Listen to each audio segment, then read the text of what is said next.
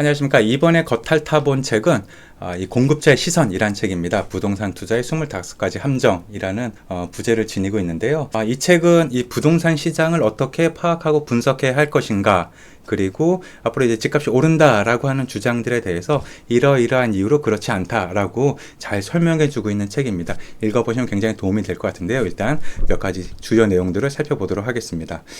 핵심 내용은 이제 부동산 시장에 대해서 실물 경제가 지금 성장하지 않고 있는데 부동산 시장은 당연히 조정될 수밖에 없다라고 하는 게 저자의 기본적인 입장입니다. 그래서 집값 상승 뉴스가 나온다? 그렇다면 이거는 이해관계가 얽힌 언론사를 한번 살펴봐야 된다. 그러니까 무조건 신문에서 이야기하는, 뉴스에서 이야기하는 걸 곧이곧대로 들으면 안 된다라고 이야기하고 있습니다. 그리고 아파트에 대해서 계속 우상향할 것인가? 라는 질문에 대해서 그렇지 않다. 라고 이제 저자는 이야기하고 있습니다.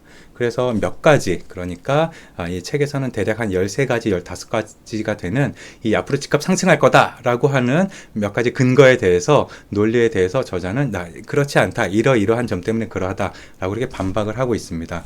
그래서 이 책을 읽어보시면은 부동산 시장에 대한 어떤 이 비판적인 시각, 그리고 향후에 오르기 힘들 것 같다라고 하는 내용들을 설명을 잘 들어보실 수가 있겠습니다.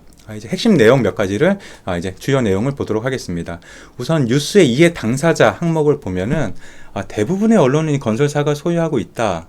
그래서 이 집값 상승 보도라고 하는 거는 사실은 건설사 이익과 연결이 되기 때문에 상승이 되는 거에 대해서 이렇게 좀 과장돼서 나오는 경향이 있다. 그래서 이 메시지의 출처, 그리고 메신저의 확인이 필요하다라고 하는 게 저자의 이야기입니다. 그리고 집값이 하락할 만한 이유에 대해서 저자는 이렇게 이야기하고 있습니다. 국민소득 또는 실물 경제가 성장하지 않는데 과연 부동산 값이 오를 수 있을 것인가? 그리고 인구가 감소하고 있다라는 점 역시 이 집값이 좀 하락할 만한 이유로 저자는 이야기하고 있습니다. 거기에 더해서 이 양극화, 그러니까 서울과 지방, 강남과 강북의 양극화가 심해지고 있기 때문에 이 선택과 집중이 필요하다라고 이야기하고 있습니다. 여기서 약간 주의하셔야 될 게, 이 전체적으로 집값은 하락하지만 저자는 이 선택과 집중이 필요하다라는 이야기를 통해서 이 양극화 중에서 서울, 그 중에서 이제 강남 지역에 대해서는 앞으로 이제 하락은 또는 상승은 어떻다 이렇게 또 따로 이야기하고 있지는 않은데요. 아무래도 최소한 현재 가격에서 계속 유지되거나 약간의 상승이 있을 거다라고 저자는 이야기하는 것 같습니다. 또 다른 내용 보겠습니다. 집값 안정화의 진짜 의미. 각 정부에서 항상 집값을 안정화시키겠다라고 할 때 이 진짜 의미는 집값 하락을 의미하는 게 아니라 이 지나친 상승을 억제하는 게 목표다. 그러니까 이 정부에서는 집값이 하락하거나 급상승하거나 하는 걸 원하지 않는다. 아주 완만하게 또는 아주 미미하게 좀 상승세를 유지하는 것을 정부는 원한다라고 이렇게 저자는 또 설명하고 있습니다. 이 4번이 핵심 내용이기도 한데요. 앞으로 집값이 오를 것이다, 또는 아파트 값은 계속 우상향할 거다라고 하는 몇 가지 그 근거에 대해서 저자는 이러이러한 점 때문에 그렇지 않다라고 이야기하고 있는데요.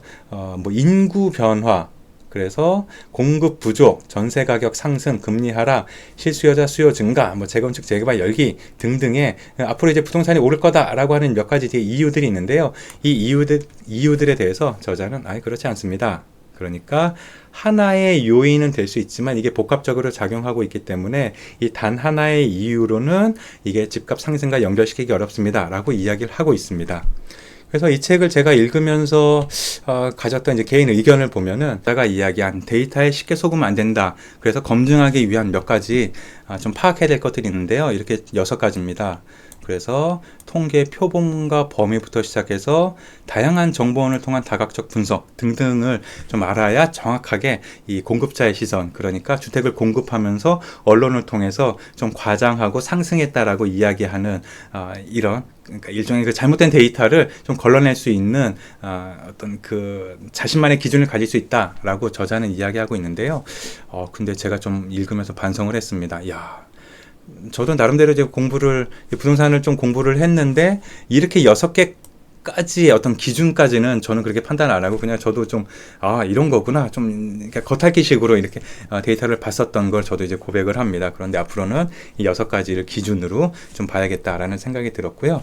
그리고 오히려 잘 정리된 집값 상승 논리, 라고도 저는 이제 좀 개인 의견을 가지고 있습니다. 그러니까 이 저자가 이야기한 집값 상승의 논리, 하지만 그렇지 않다라고 하는 여기서 7가지 이유가 있습니다. 그런데 이것들을 보면은 야, 진짜 이래서 이제 집값이 오르겠구나라고 하는 생각이 들긴 하는데요. 이 저자는 이거는 이래서 아니고 이거는 이래서 아니고를 이야기하고 있습니다. 그래서 이 집값이 이래서 오를 거다, 무조건 한 가지 요인에 의해서 이제 오를 거다라고 이제 보기보다는 이런 종합적인, 그러니까 상승의 가능성을 가진 이러한 요인들이 있지만 그럼에도 또 그렇지 않은 몇 가지 이제 논거들이 이제 제시되고 있으니까 이것도 같이 보시면서 이 자신의 기준을 한번 세워 보시면 굉장히 좋을 것 같습니다. 임금님기는 당락의 기라고 느꼈는데요. 사실 부동산 책을 낸다. 그리고 이 표영원 대표님이 굉장히 그 부동산 유튜버 또 이제 구독자도 많으시고 엄청난 분 아니겠습니까? 그런데 사실은 책이 잘 팔리려면은 부동산 시장 오릅니다. 앞으로 가격 많이 상승할 거니까 미리 사두십시오라고 이야기를 해야 이게 또 부동산 책이 좀 잘 팔리는데요. 그럼에도 불구하고 이 표영원 저자님은 그런 거 필요 없다. 그러니까 솔직하게 내 의견을 이야기하겠다. 이러이러해서 앞으로 오르기 힘들다라고 하는 소신을 밝힌 책이라고 저는 이제 느꼈었습니다. 사실 부동산 값이 오르지 않을 거라고 이야기하는 부동산 책은 판매가 잘 안 될 수가 있는데 이분은 본인의 이 소신을 잘 이제 좀 잘 밝혔다라고 저는 그렇게 감탄하면서 읽었습니다. 그래서 결론적으로는 이 책은 부동산 시장의 이해를 위해서 굉장히 좋은 책이라고 저는 판단을 했습니다. 이 책값은 19,500원, 그리고 할인하면 17,750원인데요.